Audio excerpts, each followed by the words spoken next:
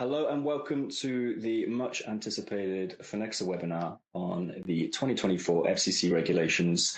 Today we are going to talk you through what we've built to help you guys navigate the regulations on a one-to-one consent basis, our multiple solutions, how we have designed and built them to help deal with all of the compliance strategies and options available at hand. I am joined by two very accomplished and esteemed colleagues of mine, Liana Tonoyan, our CIO, and Chelsea Reynolds, our CXO. I'm confident that we'll be able to show you exactly what we've got, and at the end we'll handle a lot of your questions, I hope. But yeah, we're thrilled to be here. Hopefully it's an informative webinar, and yeah, we'll take it away. Chelsea, do you want to give us a brief introduction to yourself, your role at the company, and what you'll be discussing on the webinar? Hi, yes. So I'm Chelsea, the CXO of Phonexa. I handle everything with customer acquisition, anything that touches our clients. And I'll be going over, the demo and the flow of our new FCC branches and our solution and demoing that out for you guys. Thanks, Chelsea. Liana, do you want to give us an overview? Sure. Hi, everyone. I'm Liana. I'm the Chief Information Officer of Phonexa. I oversee the operational and technical sides of the business and also work closely with company's leadership to set and drive organizational vision and technical strategy. Today, I'll cover the Q&A part and jump in if needed. Thanks, guys. Just to go back to myself, CEO, elephant in the room, English accent. I'm based out here in the UK office, so you'll get used to hopefully listening to the British accent throughout this process. Recently stepped into the CEO role globally, was looking after the CEO role here in the UK for the last 4 or 5 years. But yeah, just genuinely very excited to show you guys what we've built, what we've been working on. You've got hopefully the two best people here alongside me to show you what we've got here. Chelsea, do you want to move on to slide 2, and I'll give a little agenda overview as to what we're going to go through. So just to jump straight into it, as everyone is well aware, regulations come into effect 27th of January 2025. What does it affect? It affects anyone essentially running automated dialing, ATDS, or automated text messages. So this webinar is designed to talk you through how you as a user of Phonexa can use the platform to ensure you are capturing the required consents to allow your business and your buyers' businesses to continue doing that, and to do that from a compliant perspective. Our goal, as it says here, is to equip our clients to effectively navigate the changes themselves. They're, of course, a big industry change. We've been working, I'm going to say, tirelessly across all departments to get this to a place whereby we're deploying something that can help everyone's businesses. But ultimately, we're very confident that what we've built here is what we're calling a future-proof version of this. We'll talk around why we're calling that a future-proof version, a little bit about that a little bit later on. We're calling these consent branches. A lot of other product providers are naming them different things, but essentially what you're going to see is a live demo of our form APIs, demoing the integration capabilities of those, how our form builder can be handled as well if you don't have a team of developers to build those forms, and how that can help you expedite that process and handle it within our system, as well as like a slightly more nuanced version of a multi-select consent experience, and how that can be handled as well. So hopefully that sets the agenda itself. Hopefully by the end of this, you will have a clear understanding of what Phonexa has built to help you guys. We'll also be opening it up to a live Q&A as well. So if there are any questions that come off of the back of it, we'll be able to handle those in real time for you as well. We've also compiled a lot of FAQ questions that we've been receiving over the last few months as well, to help handle those too, just in case you're too shy to ask the question yourself. We've hopefully summarized that for you as well, and we'll be able to go through that. Okay, so to go through what the regulations themselves stipulate. To clarify, I am no lawyer. However, here is a very nice summary put together by our marketing team and our legal team to help explain exactly what this means. I'm sure you guys have been studying this very closely over the last few months to ensure that you're up to speed, but this is designed to give you a whistle-stop tour of what's coming into effect. So, one-to-one consent, what does it mean? Essentially, each business will have to obtain specific consent from the consumer to continue contacting them via ATDS. Now, prior variations of this will no longer suffice. Variations such as combined consent, where it's a form that captures a generic version whereby you as a lead generator are saying, by the way, you're going to receive some contact.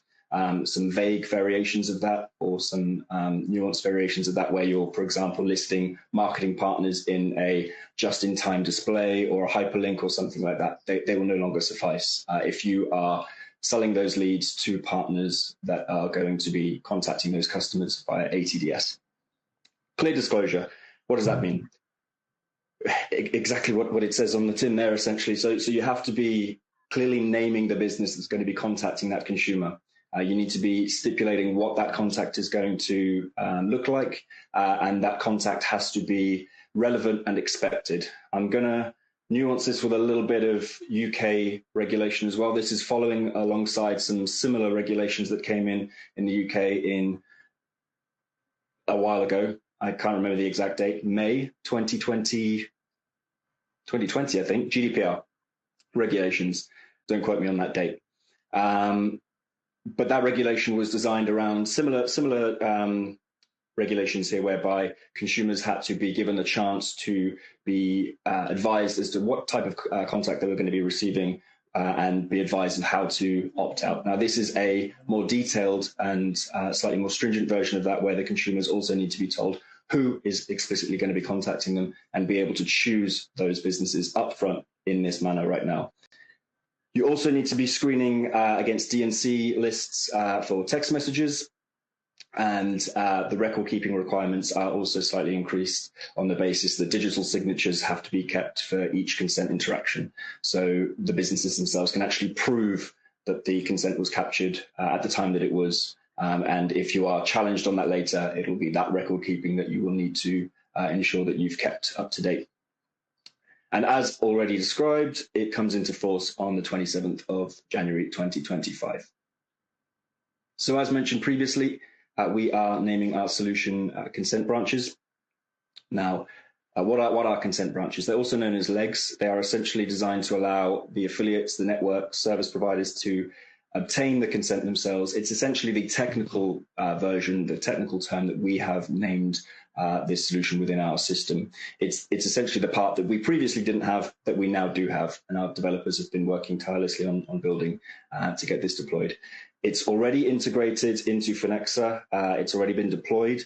It's part of our smart tree technology, and essentially it provides full transparency to the publisher, network, consumer via a series of APIs. And this webinar will continue to show you how we are going to be able to implement that going forth. Benefits of the Phonexa consent branch system.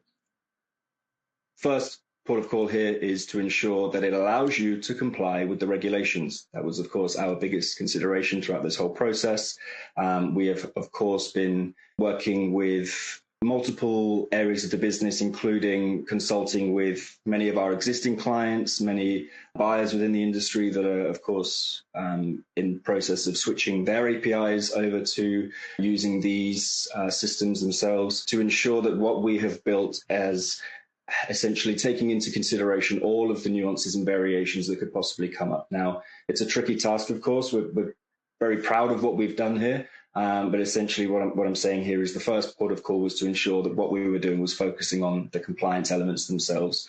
Now, we're very happy with what we've been able to deploy, and hopefully this will show you exactly how to implement it. Second port of call was to make it simple. So Chelsea's going to show you a demo on that shortly as to how we've been able to do that.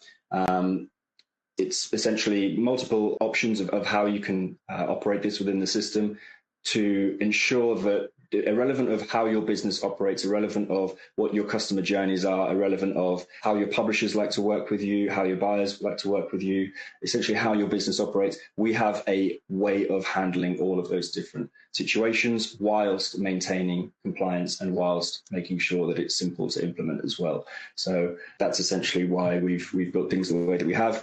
And to those last 2 points, of course, making sure everything's real time. The whole point of using a system like Phonexa is to ensure that you're utilizing automation in the way that it's supposed to be used, streamlining your business, streamlining your marketing operations. So we needed to make sure that we were able to deploy all of these features as a real-time consent capture variation so that we weren't incorporating any drop-off natures or essential blockers to your sales funnel that otherwise could potentially come into place when a regulation like this comes into place. And of course, enhanced consumer transparency. So something, generally that I think the industry is starting to look towards now is just how this has the potential to improve customer journeys. We're switching over to ensuring that funnels are taking that into consideration. We're talking to a lot of our clients that are currently in the process of redesigning a lot of their forms. And of course, we're consulting with them on how to integrate that with the APIs that we have in place now with the smart tree technology and the branches that I'm talking about here.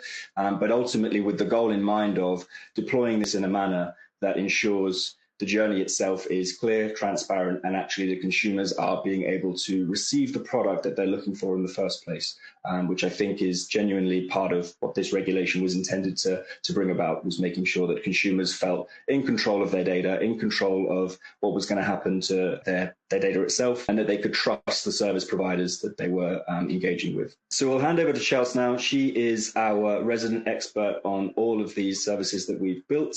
She's going to take you through all of the options. I don't want to tread on her toes too much, so I'm going to hand over and let her signpost exactly what she's going to take you through, and then she will show you the demo itself. Thanks, Dave. Before we get into really the technical side, we made this as flexible as possible, taking different traffic flows of how clients are going to want to set this up.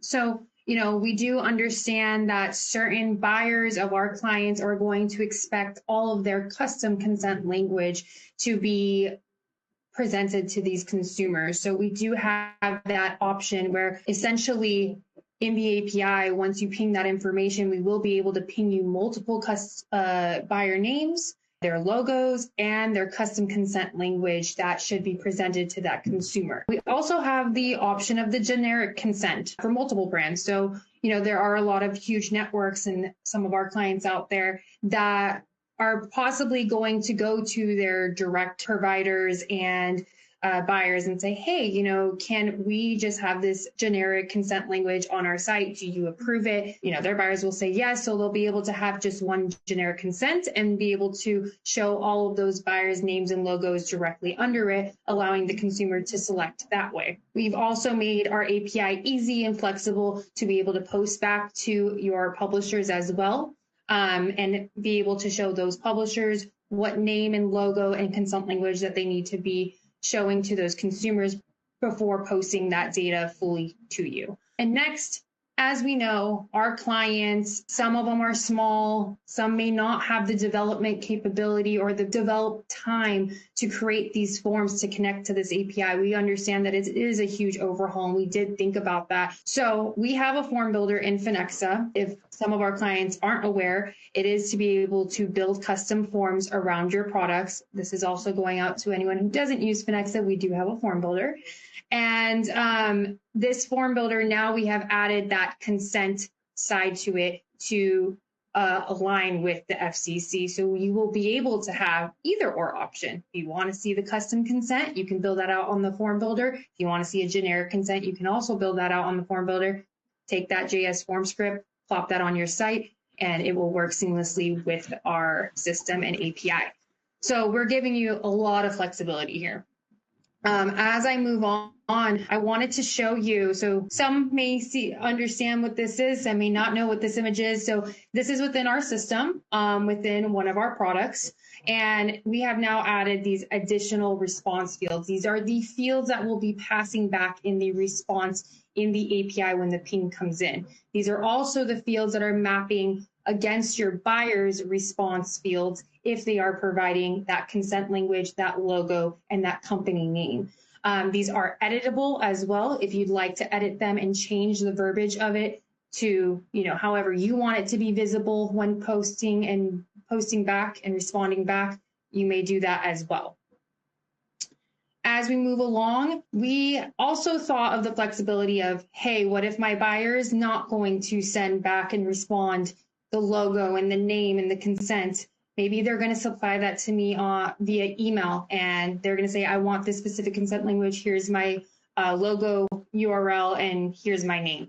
So we have now put that option on the campaign level as well. These also connect to those response fields as I was showing. And this is also a safeguard that we thought of. So perhaps your buyers are sending back a name. Some buyers may not send back the full name. They may send back an abbreviated name or a global umbrella name, but it's actually the subsidiary name that it should be showing to that consumer. And as we know, in this new FCC ruling, it has to be the exact name. It can't be just, let's say, Chase Bank. It has to be Chase Bank of California. That's exactly who's purchasing this lead.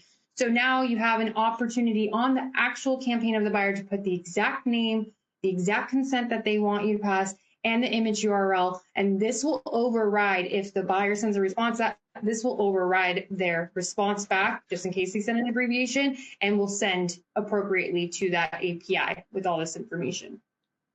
Also, with the generic consent, let's just say you do have a generic consent that all your buyers have agreed to. You've sent that to your publishers, but you want to just make sure that the publisher is actually showing that consent. You can put your generic consent on each campaign as well and safeguard it that, hey, you are sending that back to them. They'll be able to display it for you. As we move along, this is what our ping example and our post example of the API is actually going to look like. So as you can see, the ping will come in with very minimal information, and then the ping response is going to show the price, the logo, the consent language, the brand name, whether it was a shared campaign or an exclusive campaign. We are aware that in this industry, there are exclusive buyers that our clients want to sell to, and there are shared buyers. Exclusive buyers are probably going to end up getting priority, depending, and also price is a big deal. So, we're sending all of this information back so that your developers who are seeing this ping response, especially on your internal forms, are able to organize and adequately show the buyers in order to, highest paid buyer versus the lowest paid buyer, to give the consumer the opportunity to select those particular buyers. And then here on the post request example, once the consumer selects the specific buyers, it will come back with the leg ID that we provided in the response of the ping. So the leg ID will come back, it will post to those buyers, and then ultimately will get a sold. So as we said, this is a very simple kind of description of how the posted traffic scenario goes. Consumer fills out the form. It's processing to get matched. The consumer completes the form with remaining PII. Final post to the ping tree with full PII and consent, and transaction is completed to the buyer. I'll now go into the actual demo. We'll show you what both consent languages will look like, and we'll see the flow through Phonexa at this point. So we're going to start off this demo by reviewing one of our current clients' forms that is attached to our newest API for the FCC regulations. So they have two different forms. One is going to be with the dynamic consent language, where you have all of your buyers' specific consent language and logos, names all appear. And then we'll show you the other form that they have, which is that language, which is their own consent language with the buyers showing underneath, where the consumer can select. So here we're going to start with the dynamic.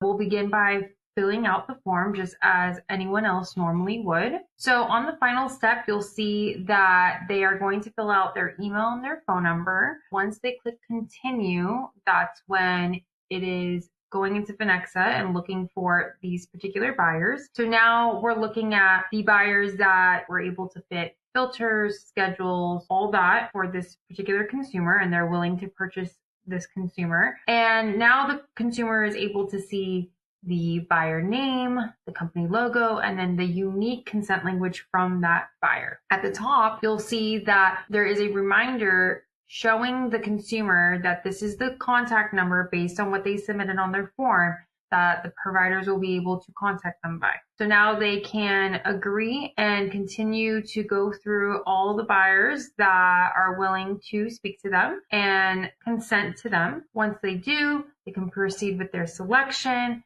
It will run through Phonexa, and Perfect. Now we got a sold. A buyer will be contacting them shortly. We're going to jump into Phonexa so we can see the flow actually happening in real time. So we'll go into Phonexa. Here you will see that we have our performance summary. This is our reporting. I'm actually going to refresh this reporting to today. And I see that we do have one sold under mysunsaver.com as a publisher.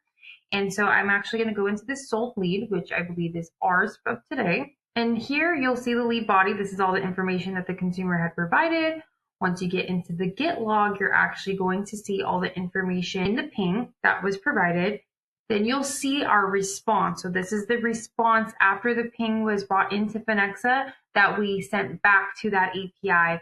And the form was able to display the name, the consent language, the logo, and all that information to that consumer. Once the consumer selected on which buyers they wanted to contact them, then the lead came back as a post and went into our filter log, which is also considered our ping tree. So here on the ping tree, you'll actually notice when the ping came in, see all the buyers that were willing to accept that lead that was presented to that consumer.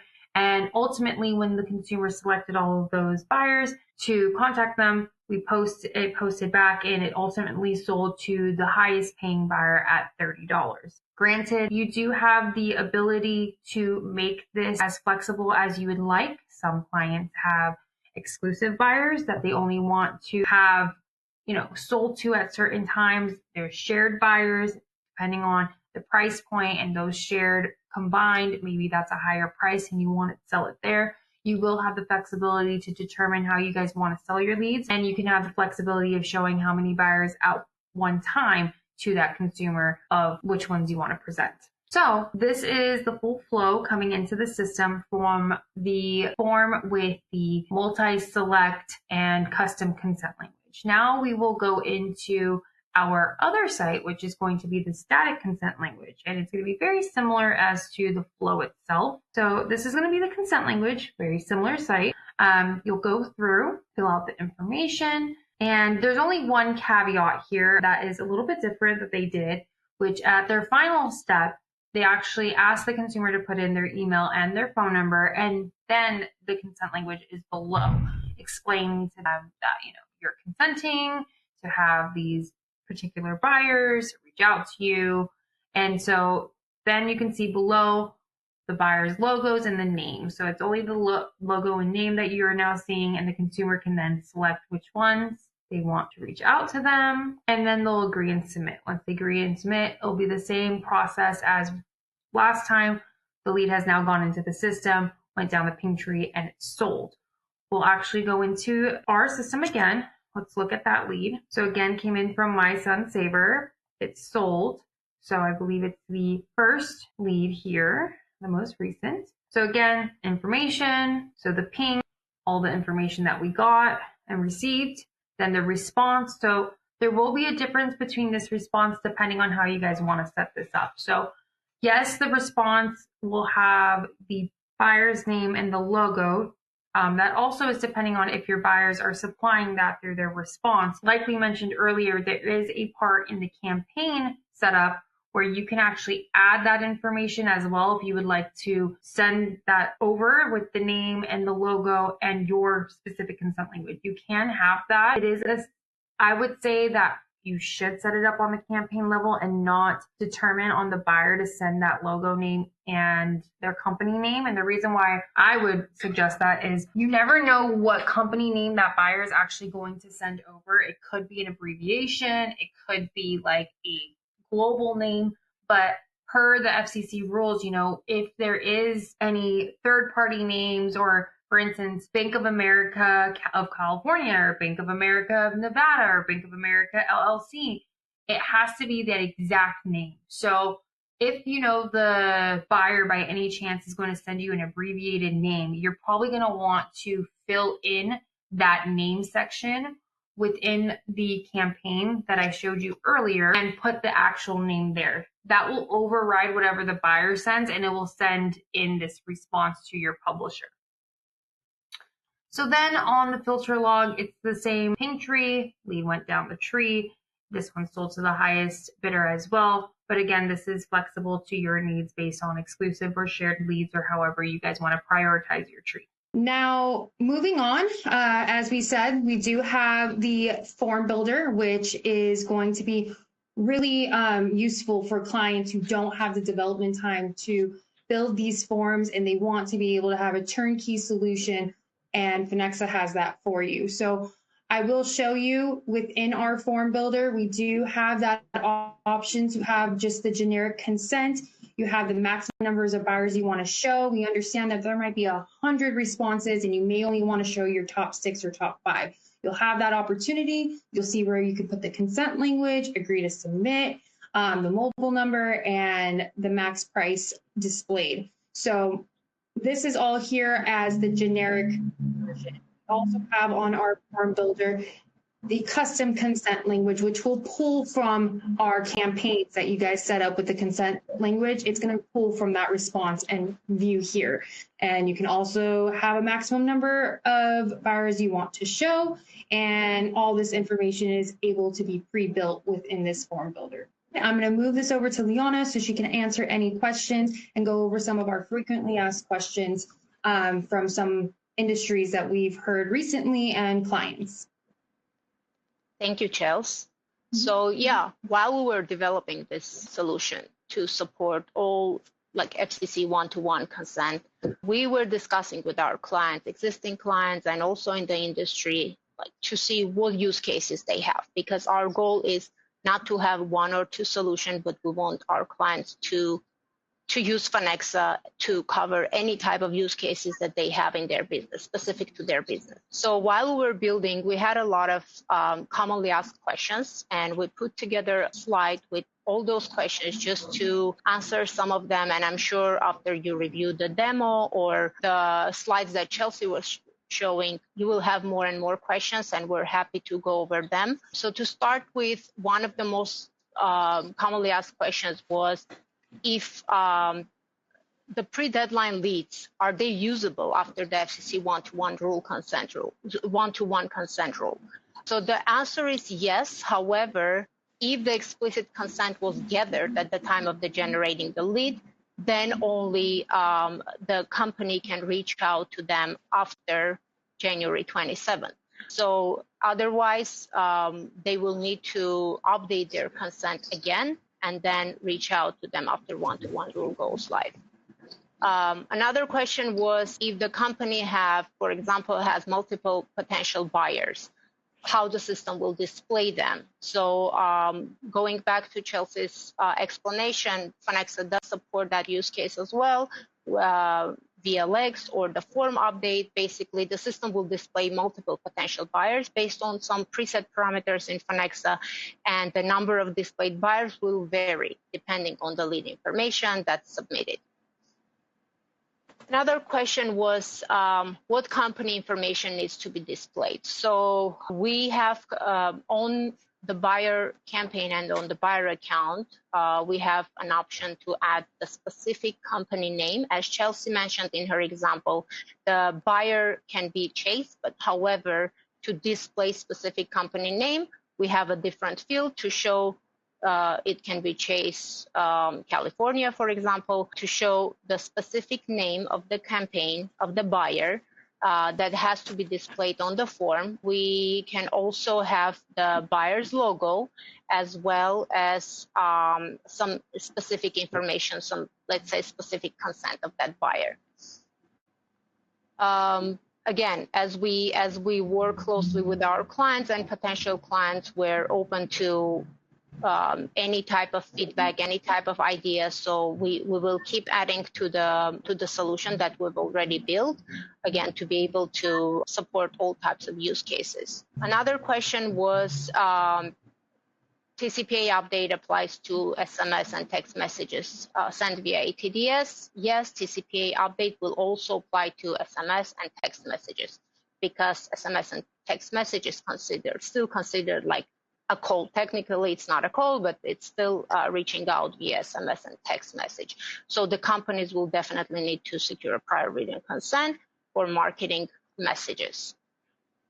So this was the list of the commonly asked questions. But again, we're happy to go over any type of questions that you have and also add it to the demo down the road. Thank you. Thanks, Anna. Thanks, Chelsea. So yeah, that's essentially our solution for handling these regulations. Conscious of the fact that a lot of this was aimed at a lot of people that don't currently use Phonexa, of course. So we would love to give you the chance of having a demo to specifically talk around your nuanced use cases, just to talk through our process with actually going through demos as well. We don't operate with a cookie cutter demo process. You know, we have a technical sales team here who spend a lot of time really trying to deep dive into your business, into how your business operates. And one thing we're also particularly conscious of is how our clients and you know, prospective clients as well operate in multiple industries. So please, you know, feel free to request a demo to have a look at how we can help all of your different verticals operate under these regulations, because to Chelsea's point previously, a lot of the queries and questions we're getting are around nuanced variations around how each vertical is expecting to handle these regulations from the perspective of exclusive lead selling to multi-lead selling. You know, what's normal, what's going to become the norm. We've had quite a few clients that previously were, for example, multi-selling, and they're, you know, looking to potentially switch to like a more exclusive basis. You know, I'm actually seeing that become a little bit more common, and actually we're expecting that to become a little bit more common potentially on the basis of, and I'm taking my learnings here from a little bit around the GDPR regulations when they came in across UK and Europe. We're expecting a lot of people to spend some time, you know, potentially testing the waters to a certain extent, you know, launching in January, getting their new funnels built and deployed on a you know, workflow that is more simplistic potentially, hence why we've built variations to handle that. But what we're also expecting to happen is after time, those funnels may need to become a little bit more entrepreneurial, a little bit more flexible. You might have buyers that ask you to come up with a slightly different use case and workflow. And that's exactly kind of why we've built things the way that we have, and why there are lots of different variations as to why you can do it. So that's why I'm saying, you know, we'd love to show you a demo exactly, you know, how things work in detail. We would happily look at how your current workflows run, how your current forms work. To Chelsea's point earlier, you know, we see a lot of people that use industry standard form builder tools that are out there as well. And some of the things that we're seeing create issues as part of this is a lot of those existing form builder technologies don't have ways of, for example, handling a ping post technology in the first place, but also handling multi-response or multi-branch responses as we're describing here, whereby you would potentially need to handle, you know, multiple buyers being displayed on a form, specific consent language being handled as well. Hence why we've deployed our form builder in the way that we have as well, to hope that it's the most simplistic way to get this deployed in a safe manner. So long-winded way of me saying, please reach out, ask us for a demo. We'll happily show you what that looks like. We have a team here in the UK as well as across in the US to handle, you know, multiple time zones depending on where you're based. And the other thing I'd like to encourage you to do is download our ebook. I know we've seen a lot of people start to do that already. Hopefully you found this webinar useful. There's hopefully more useful information in there as well to help you, navigate these. We're conscious that, a lot of people feel a little bit nervous about certain things. And to a certain extent, initially when this ball started rolling, we were too, looking at how we can handle this. Now, I guess the benefit we have is we've got a lot of clients that we've been talking to get a real good understanding of how the industries are looking to switch. There's a lot of great support networks out there as well, which a lot of our team are members of, that we've been able to siphon a lot of information from. And we've compiled all of that information into our ebook to give you as comprehensive a guide as we possibly can to help you through this. So, yeah, I would really encourage you to take a look at that, and maybe it will lead to a few more questions as well, which we would happily handle from that perspective too. So on that basis, I'm going to round out the webinar. At that point, we're going to hand over the floor to you guys and give you the chance to actually ask us some questions. Hopefully we know the answers to them. We'll be honest if we don't. Like I said, we are not lawyers, we're not legal advisors, but hopefully we can help answer things and help you understand how Phonexa can help you. And if Phonexa can't help you, we might be able to direct you to someone that can. But the goal is to help you understand how Phonexa can.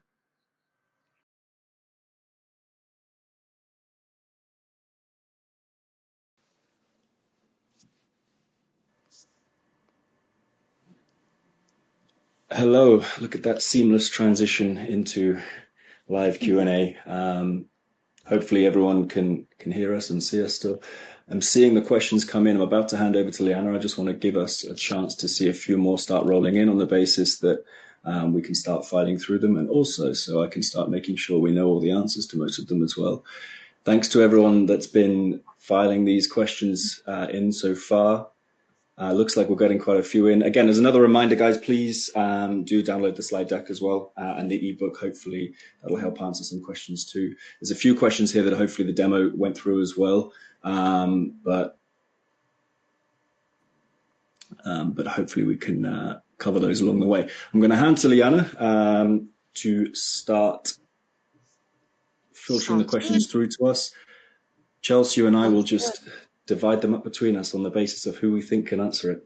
I have already a couple answers for some of them, so I'll let you guys go. We'll see. Let's go. Righty. Yep. Thanks, Dave. Thanks, Chelsea. From what I see, some of it we already covered in the demo, but let's go over. I'm starting from the bottom. So the question is that cart buyer? I believe it goes to form builder slide that Chelsea went over. So is that cart buyer choice built in with Phonexa forms? Chelsea, if you can go over the form builder, the option again. So yes. We have the answer for that one. Yeah. So yeah, if you guys were looking at the example of our client's form, where you saw how each individual buyer had their individual consent and you can swipe through them and select agree. We do have that on our form builder as an option. And then we also have the generic consent where it's the check boxes below. I do actually want to touch on one question that was just asked about pre-selected checkoffs. According to what we've heard and from our legal, it's best to not have a pre-check off to buyers. It's kind of pushing the consumer to make a decision that they didn't make. The consumer has to be the one initiating that checkoff. You can't have a pre-selected form. That's just based on what we've heard legally wise. That's not in good ethic. So I just want to put that out there for one of the other questions I saw pop up. But yes, to answer the other question, we do have that for our form builder, and it'll be easy for us to train you guys and build it for you. Thank you, Chelsea. Another question is, if the consumer is matched with only one buyer, do they still have to click on disclaimers to consent to be contacted? I'll answer this one. So in any event, if the end service provider's name is showed on the page, then definitely there has to be a written consent provided so that the end service provider can actually reach out to the consumer via ATDS. Again, this applies only to ATDS calls and SMS. So yes, the answer is if there is only one buyer, they still need to have prior written consent for them. One more question is, will non-marketing communication require consent under the TCPA 2025? Dave, if you want to cover this. Sure. Again, fun legal questions for a non-legal advisor. But on the assumption that the contact is to assist the consumer with the product that they've already engaged with you on, and they've been made aware of. So for example, if you're a service provider and you have already made the consumer aware that as part of the journey, you will be contacting them to, let's say you're a mortgage provider, you'll be contacting them to advise them to upload their bank statements and this kind of stuff to assist them throughout the journey, transactional communications. You'll have already made them aware of that and you'll likely be able to continue. Another assumption is that, again, like I'm saying, you are the carrier or service provider in that as opposed to the lead generator.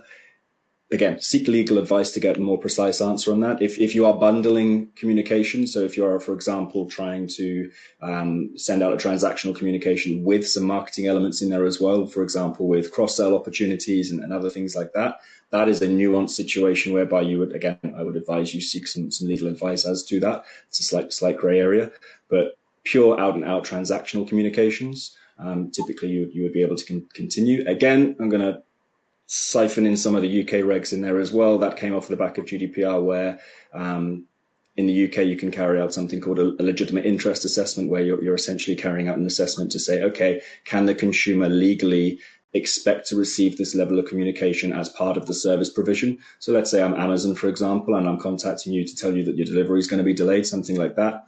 Fairly normal communication. Consumer can legally expect to receive that level of communication. Like I said, if you're then trying to bundle in marketing messaging as well, that's a different story. Yeah, thanks, Dave. Another question is to confirm if the buyer is Chase Bank and the product they're matched with is Chase Signature. The name on the consent and the logo needs to be Chase Signature, correct? I'll answer this one. So yes, if Chase Signature is the entity that's going to be reaching out to the consumer, then it has to be Chase Signature. The consent has to be provided to Chase Signature specifically, and not, it cannot be generic to show Chase Bank. There was one question. Yep, Chelsea, go ahead.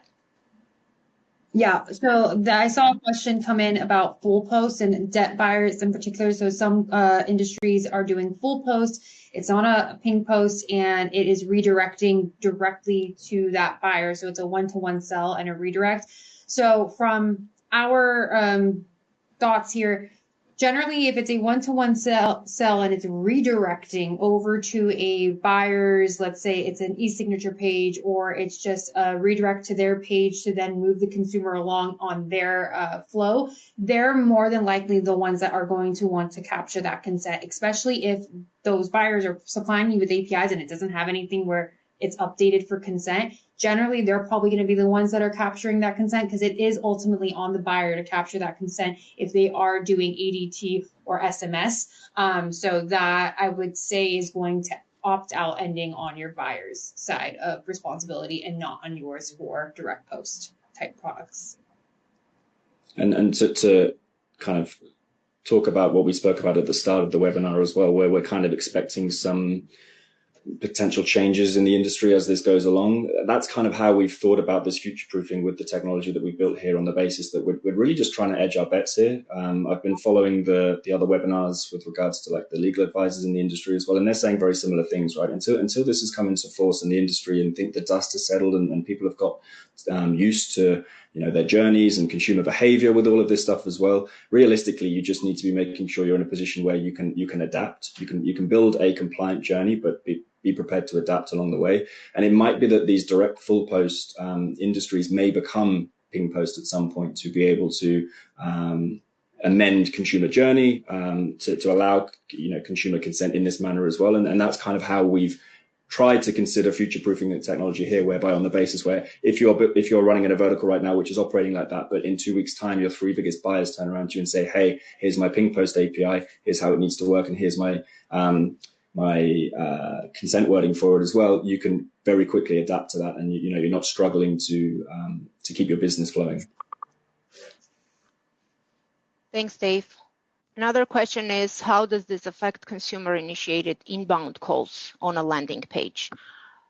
The rule is actually for the outbound reach. So for any type of inbound calls, this will not apply in this case, because it's the call initiated by the consumer. So this doesn't have to do anything with the FCC one-to-one, and there's no consent required for this one specifically. One more question is, how does this affect third-party integrations on iClear? For example, services where additional data on the consumer is appended prior to matching to a buyer. Chelsea, you want to go over this one, or I can handle it? Let me know. Probably worth explaining what iClear is in the first instance as well, Chelsea. Yeah. So explain that, and then we'll go through what that works. You probably were. So iClear is part of Phonexa. It's our fraud activity center. So basically we have third parties where we're able to append whether you guys are looking for email validation, phone validation, IP validation, we have that all in our iClear. So what happens is when the lead hits the system, if you want to append any of that information or reject it for failing those fraud validations, you can do that on an iClear role and then process it through our ping tree. So we'll go through filters, through iClear, and then it will process to your buyers. When it comes to iClear rules and integrations, I don't believe this is going to affect at all. We're doing validations on the back end. Once it gets to those buyers, that's when the system will respond back with the buyers that are willing to accept those leads because it passed all the validations. It got through to the buyers. The buyers have now bidded back saying this, we're wanting to, take this lead, sends back with their name and their consent language, and then it'll ultimately pass back to the consumer on the form, and the consumer will be able to select it. So I don't think this is going to affect anything validation wise, because the consent is really around the end buyer being able to contact them. So that's really where that stems. It doesn't have anything to do with the iClear background validation part. And also explaining to the consumer what is going to happen to their data as well on that basis. So there is also the opportunity to, when you are, for example, and again, I'm going to caveat this, seek legal advice. If you know that your journey includes data validation and data append and that kind of stuff, explain that to your legal team and have them potentially include level of verbiage to that in your consent wording too, to explain exactly what's going to happen to the customer's data when they're processing it as part of the consumer journey. You're explaining it that you're doing it on the basis to facilitate the product service that they are looking for. Thank you, guys. Another question is outbound email affected by the new rules? So no, the answer is no. The new rule applies to only calls and SMS, calls done through ATDS, and SMS as well. So robocalls and robotexts only. Email will not be affected by this rule.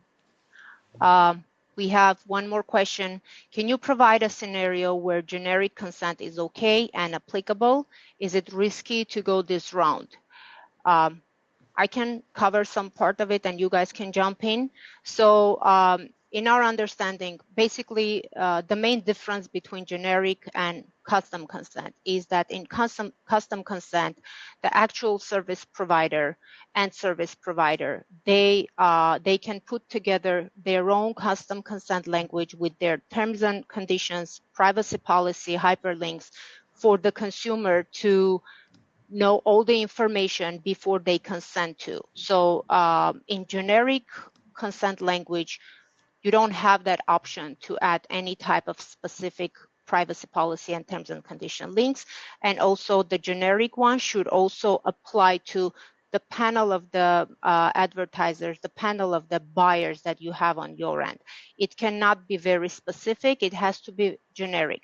So if after like a thorough vetting process and due diligence, if the lead generator in this case is basically has an option to put the generic consent language that has been agreed with their buyers and that covers all their needs and all the information that has to be the consumer has to know, then in this case it will be okay to use the generic consent.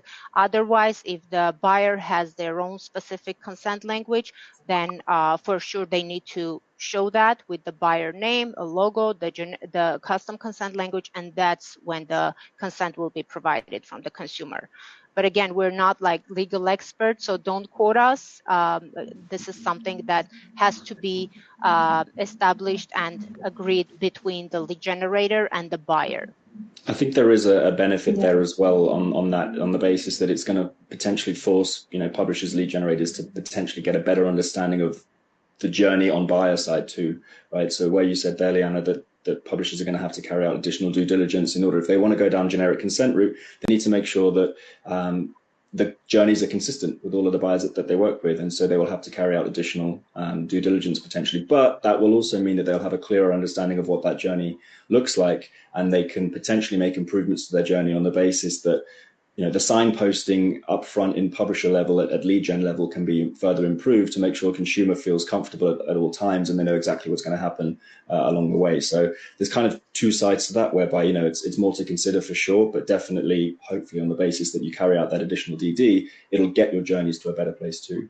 It kind of ties into another question as well, if you don't mind, Liana, if I sort of throw that in there now. Someone's asked, how do we envisage this will impact conversion or click-through rates? So kind of ties into that. I've heard a few discussions on this, and generally speaking, a lot of people are fairly positive about it. To go back to what I was saying there a second ago, improved signposting and improved allowing consumers to make more of an informed decision, in theory, should only improve conversion rates on buyer side. Consumers are kept more up to date with what's happening with their data. They are kept more up to date with who's going to contact them. They are physically choosing who they want to be contacted by. And so theoretically, that should only improve things. Yes, there may be a slight increased bounce rate on actual click-through rate on forms, but that's also something that we've really tried to consider with the way that we designed our form builder too. Just a slight shameless plug into other toolings that we can include on the Phonexa side. We even have user behavior session recording toolings within the system as well, Hitmetrics, which we are seeing a lot of our clients now roll out their one-to-one consent forms, depending on which version they're doing, whether it's generic or dynamic consent versions, and also rolling that out with the heat mapping and user behavior analysis tools so that they can start analyzing how consumers are actually interacting with the journey differently versus how they were before. A lot of our clients rolled that out prior as well, so they're treating it almost like a split test campaign where they're saying, okay, here's our prior journey, here's how customers previously engaged, here's what the conversion rates were, and here's what's happening now, so that we can start closing the gap to get us back to a place where we're not losing customers and we're actually only seeing an improvement in conversion as well. Hopefully that answers that question. I don't think we have any other questions in the chat. Yeah, I think we covered everything. Yeah, we covered everything. Cool. Thanks, everyone. Thank you, everyone, for joining. Webinar. Hopefully it was useful. I will say, offer my own email out for anyone that wants to contact us with any specific questions afterwards. That's dave@phonexa.com. Feel free to reach out to me on LinkedIn as well.